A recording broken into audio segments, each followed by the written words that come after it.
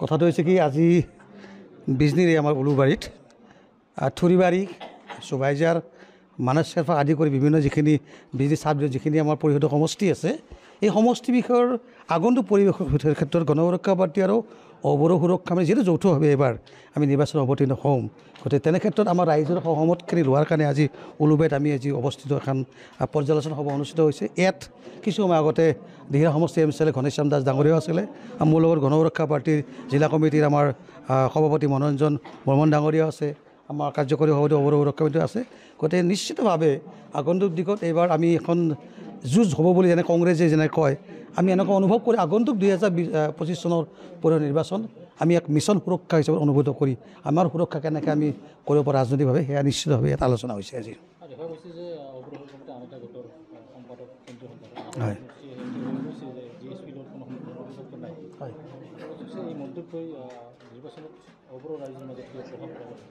চাওক এটা কথা গম পায় আপোনালোকে যে বিভিন্ন ক্ষেত্ৰত আমাৰ নিজৰ মাজতেই 2-3টা মানে বিভক্ত অবৰো হৈছে ইয়াতে। মই নকওঁ যে অবৰো সুৰক্ষা আমি বিটি দি বুলি আমি যিখন কমিটিত আছোঁ আমি স্বচ্ছতাৰে কাম কৰি আছোঁ বুলি, কিন্তু এটা কথা স্পষ্ট কৰি কওঁ যে যিজন মাধৱৰাজী ডাঙৰীয়াই যে গণ সুৰক্ষা পাৰ্টিৰ লগত আমাৰ কোনো সহযোগ নাই, মই তেখেতকে প্ৰশ্ন এটা কৰিব খুজিছিলোঁ বিগত দিনৰ MP নিৰ্বাচনত আপুনি জানো গণ সুৰক্ষা পাৰ্টি বিনীতা ডেকাক সমৰ্থন কৰা নাছিলে নেকি? 2020 চনত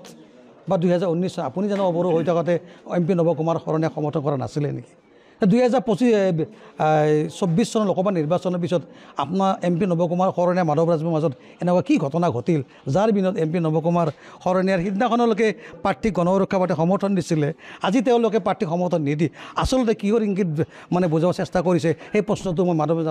আপোনাকে সুধিছোঁ যে কি এনেকুৱা ঘটনা পৰিঘটনা ঘটিল যে আপুনি তেওঁক এৰিব লগা হ'ল? আমিতো বুজি পোৱা নাই। কাৰণ কিয় আমি নিষ্ঠা কৰি এইবাৰ জাতিৰ স্বাৰ্থত মানুহৰ স্বাৰ্থত আৱেগৰ স্বাৰ্থত ৰক্ষাৰ স্বাৰ্থত আমি গণ সুৰক্ষা পাৰ্টি অবৰো সুৰক্ষা সমিতি যৌথভাৱে কাম কৰিম। অকণমান আগতে আমি যিখন মিটিঙত আছিলোঁ তো এই মিটিঙত মানে কথাবিলাক ওলাইছিলে যে যোৱা এবছৰ আগতে আমাৰ BTCৰ এই সংগ্ৰামত অবৰো সংগ্ৰামত প্ৰায় ভালে সংখ্যক মানুহে শ্বহীদ হৈছিল ইয়াতে।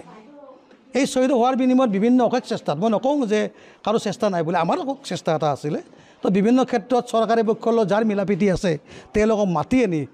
মাধৱ ৰাজবংশী আদি কৰি বিভিন্ন তেওঁলোকক মাতি নিকে বৈঠকটো বহি শ্বহীদ পৰিয়ালক 5 লাখ টকাৰ অনুদান আগবঢ়াইছিলে। কিন্তু অলপ আগতে শুনা পালোঁ যে আমাৰ বগীতৰা আৰু আমাৰ এই বিষ্ণুপুৰৰ কোনোবা প্ৰেম মণ্ডল আৰু কোনোবা বগীতৰাৰ এনেকুৱা মানুহৰ চুৰত আলি তেওঁক 4 লাখ টকাই তেওঁ পাইছে আৰু 1 লাখ টকা তেওঁ পোৱা নাই বুলি আমাৰ বিজনী জিলা অবৰো সুৰক্ষা সমিতি আৰু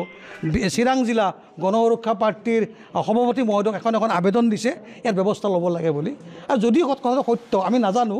যদি কথাটো সত্য আচলতে আমি মৰ্মাহত হৈছোঁ। কাৰণ কিয় অবৰো সুৰক্ষা সমিতি আমাৰ কোনোবা পৰিয়াল শ্বহীদ হ'ব আৰু সেই শ্বহীদৰ পৰিয়ালকে তেওঁলোকৰ পৰা 1 লাখ টকা তেওঁ যদিহে লৈছে এইটো খুবেই দুখজনক কথা আৰু অবৰোৰ নামত এটা কলংকিত অধ্যায় বুলি কিন্তু আমি পৰিগণিত হ'ব ইয়াতে।